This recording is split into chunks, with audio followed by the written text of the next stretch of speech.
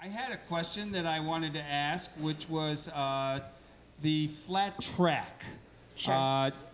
Were you all, really what I wanted to ask, were you all athletes? Did you consider, I think all people are athletes, we're born athletes, sometimes it's taken out of us, but did you consider yourselves athletes? Were you active in soccer and basketball, softball, baseball, women's football? Tell me about your inclination to get involved and where you were coming from, any of you. I used to play sports in high school. Believe it or not, I was a cheerleader. But I've always been kind of athletic, and I really like team sports. So to get involved with the team again was really great for me. Is there do you have, each of you, do you have a regular regimen where you go to the gym? Do you work out? Do you just get out on the street, skate a little bit? What kind of, do you follow good dietary procedures? Are you wild women? Tell us a little bit. Anyone want to take that one up? Well, each of us has a different lifestyle. That's the great thing about roller derby. We all share a common interest, but we have, different lives outside. Some of us are party animals, and some of us, have... and some of us are, we're all pretty responsible. But, yeah, as far as diet goes, it just really depends. There are some members of our league that are super, food conscious. They're very aware of what they eat and what they put into their bodies. I noticed that the leftover veggie dogs always went quicker than the leftover hot dogs. Yeah, those are amazing. A lot of vegetarians. But yeah, I did not play sports before this. I hated sports, actually. I never ever wanted to play anything until I saw roller derby. Who's your fan base? Who comes out to see you? Oh, it's Everybody. all over. Everyone, All over. grandmas, A lot of children, support from family? punks, Yeah. everyone. Absolutely. Yeah. What makes your league unique? I mean, if there are 2 leagues in Chicago and there are a bunch of leagues around the country, what's the special aspect of the league, and what is your league called again? Well, we're the Chicago Outfit. That's the name of our league. And what makes us a little different... I got to get clear. I thought Chicago Outfit was the name of your team. We have It's two the name of the teams. league. And then we have 2 teams on our league, the Syndicate and the Shade Brigade. But what's the league that you participate in? The other teams from other cities, or are they just you pick?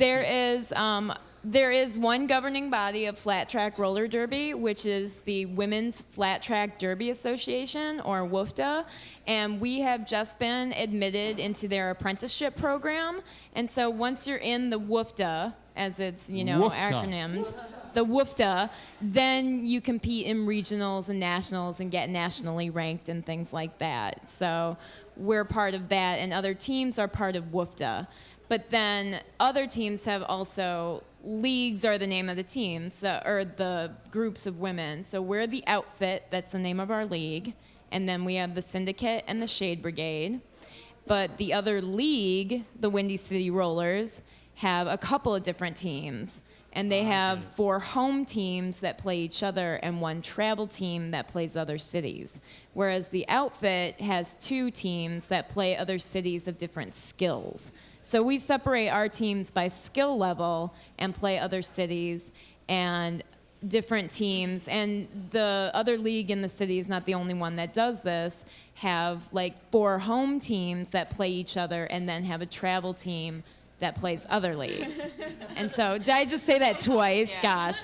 So it's a little complicated, but the point is, travel team only. we basically only play other cities. We never play each other except when we're doing a charitable event or an exposition bout, something like that. Or when we practice. Or practices. Well, how do you get involved in, I think you call it a community, so how do you all get involved in the community, the Chicago Outfit community? Well, we're also a non-for-profit, so a lot of our bouts are put on for charity. And Harley, what are some of the charities that we've done this year? Well, Huntington's disease? we've done Huntington's disease, Ignite the Spirit, the firefighters, they love us. What was that? Tequila Mockingbird, who she was actually a skater who got injured playing roller derby. She has serious spinal injury and became paralyzed, and she's now walking a little bit, but the whole thing about roller derby, which is great, is the community of it. So even though we're on different leagues and we're competition, when something like that happens to a member of our derby community, we of course reach out and raise money for them and try to help them in any way. So if something happens to someone, is there any insurance for the game, the bouts or anything, or there is some kind of insurance? We have USARS insurance. USARS is USA Roller Sports.